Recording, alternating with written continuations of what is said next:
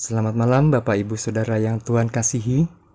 Bersatu hati dalam doa Selasa 13 Desember 2022. Saya beri judul Bangunlah dirimu dengan iman yang suci. Untuk itu sebelum kita merenungkan firman Tuhan, mari kita berdoa.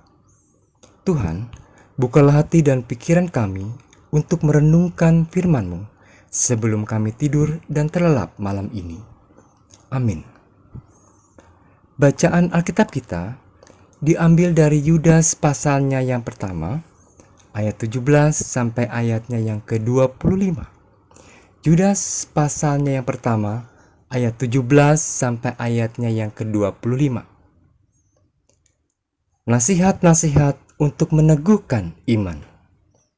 Tetapi kamu, saudara-saudaraku yang kekasih, ingatlah akan apa yang dahulu telah dikatakan kepada kamu oleh rasul-rasul Tuhan kita, Yesus Kristus.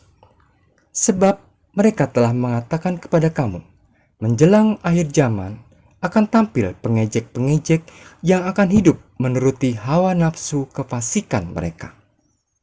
Mereka adalah pemecah belah yang dikuasai hanya oleh keinginan-keinginan dunia ini dan yang hidup tanpa Roh Kudus. Akan tetapi kamu, saudara-saudaraku yang kekasih, bangunlah dirimu sendiri di atas dasar imanmu yang paling suci dan berdoalah dalam Roh Kudus. Peliharalah dirimu sedemikian dalam kasih Allah sambil menantikan rahmat Tuhan kita, Yesus Kristus, untuk hidup yang kekal. Tunjukkanlah belas kasihan kepada mereka yang ragu-ragu. Selamatkanlah mereka dengan jalan merampas mereka dari api, tetapi tunjukkanlah belas kasihan yang disertai ketakutan kepada orang-orang lain juga, dan bencilah pakaian mereka yang dicemarkan oleh keinginan-keinginan dosa. Bagi Dia yang berkuasa menjaga supaya jangan kamu tersandung dan yang membawa kamu dengan tak bernoda dan penuh kegembiraan di hadapan kemuliaannya, Allah yang Esa, Juru Selamat kita oleh Yesus Kristus Tuhan kita. Bagi Dia adalah kemuliaan, kebesaran, kekuatan, dan kuasa sebelum segala abad dan sekarang dan sampai selama-lamanya. Amin. Saudara-saudara yang Tuhan kasihi, dalam kehidupan bergereja, apakah pernah kita menjumpai ada anggota jemaat yang suka mengadu domba atau memecah belah?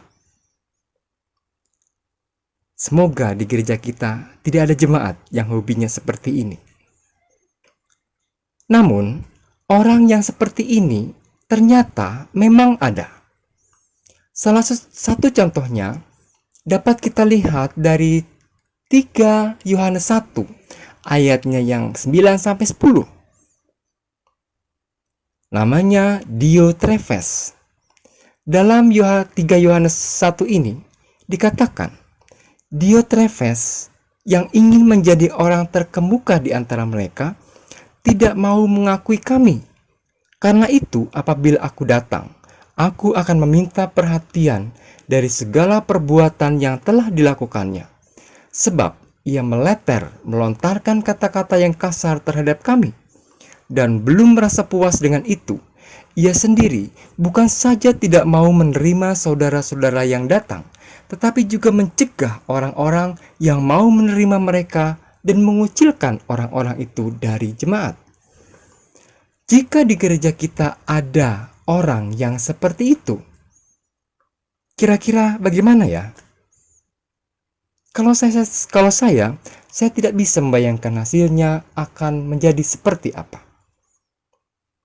Disinilah Yudas menyadari benar bahwa orang-orang yang seperti Diotrefes ini itu memang ada. Ia menyebutnya sebagai pengejek dan pemecah belah. Mereka membuat pengelompokan-pengelompokan dalam kehidupan berjemaat.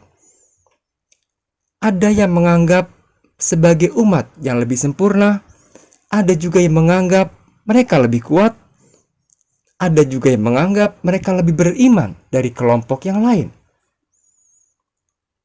Dalam menghadapi hal ini, Yudas memiliki cara yang unik untuk mematahkan pemahaman orang-orang yang memiliki tipe-tipe seperti Diotrephes tadi. Di sini Yudas menerangkan bagaimana kehidupan orang beriman yang sebenarnya. Yang pertama, orang beriman itu dibangun di atas dasar iman yang paling suci. Yang kedua, hidup orang beriman harus berlandaskan doa. Dan yang ketiga, hidup orang beriman itu sudah memperoleh belas kasihan Allah untuk menikmati hidup yang kekal. Tiga hal inilah yang menolong jemaat saat itu tetap bertahan dari gangguan orang-orang yang memiliki tipe pemecah belah tadi. Sekaligus sebagai teguran bagi mereka, agar mereka kembali kepada pemahaman iman yang benar. Sehingga kehidupan berjemaat pada waktu itu kembali hidup dalam kesatuan. Saudara-saudara, besar kecilnya seseorang berperan bukan menjadi soal. Yang terpenting adalah kesetiaan dalam menjalankan peran itu. Jika ukurannya adalah besar dan kecil, hasilnya tentu akan berbeda. Pusat dari persekutuan jemaat bukan terletak pada besar atau kecil peran seseorang, melainkan kesatuan tubuh Kristus itu sendiri. Dengan begitu, Kristus jugalah yang akan dimuliakan. Bukan saya, bukan kamu, atau bukan dia. Tuhan memberkati. Amin. Mari kita berdoa. Bapa yang baik, terima kasih kami sudah diingatkan untuk menjadi jemaat yang menjaga kesatuan gereja sebagai tubuh Kristus. Ajarlah kami untuk tidak mengukur besar kecilnya keikutsertaan kami dalam setiap pelayanan kami. Dalam kasih-Mu yang akan terus melingkupi kami sepanjang tidur kami malam ini. Amin.